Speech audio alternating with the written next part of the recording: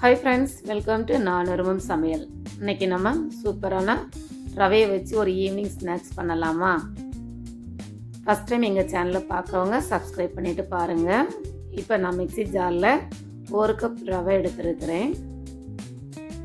இப்போ இதை நைஸாக நம்ம பொடி பண்ணி எடுத்துடலாம். இப்போ நம்ம ரவையை பொடி பண்ணி எடுத்துட்டோம்.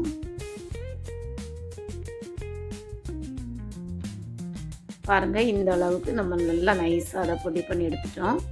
இப்போ மிக்சிங் பவுலில் இதை ட்ரான்ஸ்ஃபர் பண்ணிடலாம். இப்போ 1/2 கப் தயிர் ஆட் பண்ணியிருக்கிறேன். அப்புறமா 1/2 கப் தண்ணீர். இப்போ இதை நல்லா கலந்து விடலாம்.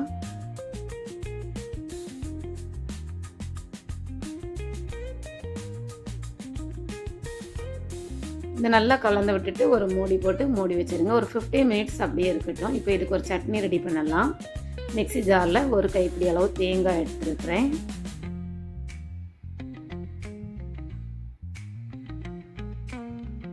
இது கூடவே ஒரு 4 முந்திரி பருப்பு ஆட் பண்ணுறேன். அப்புறமா ஒரு பச்சை மிளகாய், நீங்கள் காரத்துக்கு ஏற்ப நீங்கள் சேர்த்து விடுங்க. ஒரு சின்ன துண்டு இஞ்சி ஆட் பண்ணியிருக்கிறேன். அப்புறமா 2 சின்ன வெங்காயம்,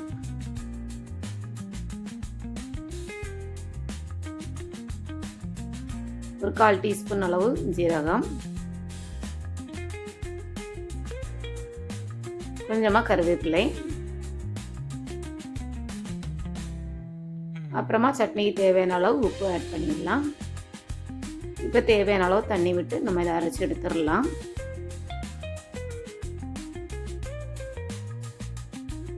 பாருங்கள், நம்ம சட்னிக்கு அரைச்சி எடுத்துகிட்டு வந்துட்டோம்.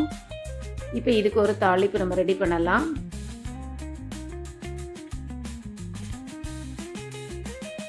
இப்போ கடாயில் 1 டீஸ்பூன் அளவு ஆயில் ஆட் பண்ணியிருக்கிறேன்.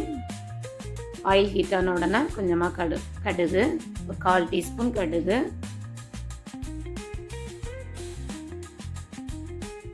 அப்புறமா கருவேப்பிலை. இப்போ இதை எடுத்து நம்ம சட்னியில் விட்டுடலாம்.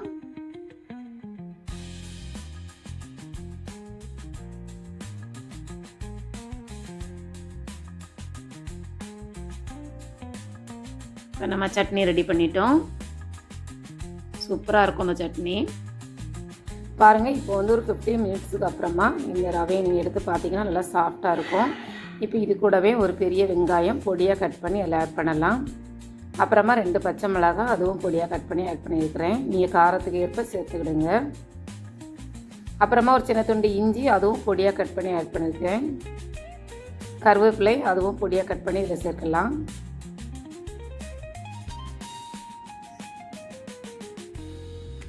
அப்புறமா உருளைக்கிழங்கு, ஒரு உருளைக்கிழங்கு நல்லா வேக வச்சு மசிச்சு எடுத்துருக்கிறேன். அதையும் இது கூட சேர்க்கலாம். 1/4 டீஸ்பூன் சோம்பு. இப்போ கொஞ்சமாக காயப்பொடி ஆட் பண்ணியிருக்கிறேன், ஒரு 2-3 பிஞ்ச் அளவு. அப்புறமா தேவைக்கேற்ப உப்பு. இப்போ இதெல்லாம் நல்லா கலந்து விடுங்க. அந்த உருளைக்கிழங்கு, அந்த ரவை எல்லாம் நல்லா கலந்து வரணும். அந்த மாதிரி நல்லா கலந்து விடுங்க. நல்ல டேஸ்ட்டாக இருக்கும் இந்த ஸ்நாக்ஸ். நீங்கள் ஒன் டைம் பண்ணிங்கன்னா திருப்பி பண்ணுவீங்க. அவ்வளோ டேஸ்ட்டாக இருக்கும் அந்த சட்னி கூட சாப்பிடும்போது. இப்போ கடாயில் நான் ஆயில் விட்டுருக்கேன். ஆயில் ஹீட் ஆன உடனே நம்ம மிக்ஸ் பண்ணி வச்சுருந்தோம்ல ரவா, அந்த வெங்காயம் எல்லாமே நம்ம இந்த மாதிரி எடுத்து நீங்கள் வடை இந்த மாதிரி போடுங்க. கொஞ்சம் கொஞ்சமாக எடுத்து போடுங்க, சூப்பராக வரும்.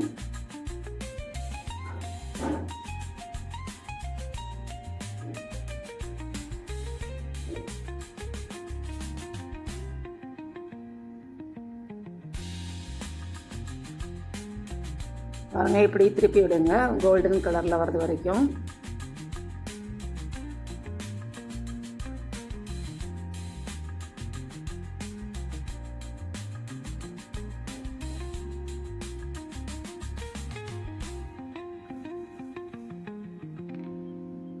நல்லா கிறிஸ்பியாக சூப்பராக இருக்கும் இந்த வடை.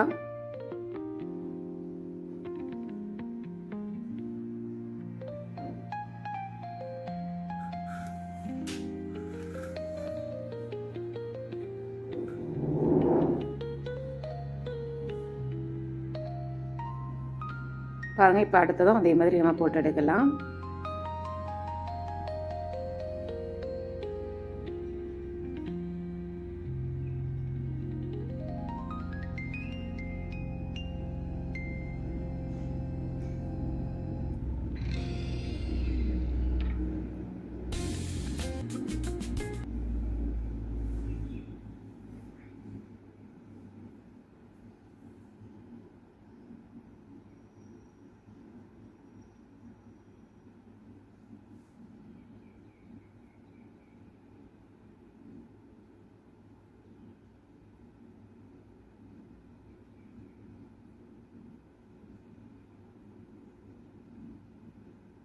பாருங்கள், சூப்பராக நமக்கு ரவா வடை ரெடி ஆகிட்டு. நீங்களும் ட்ரை பண்ணி பாருங்கள். ட்ரை பண்ணி பார்த்துட்டு கமெண்ட் பண்ணுங்கள். மறக்காமல் எங்கள் சேனலை சப்ஸ்கிரைப் பண்ணுங்கள், லைக் பண்ணுங்கள்.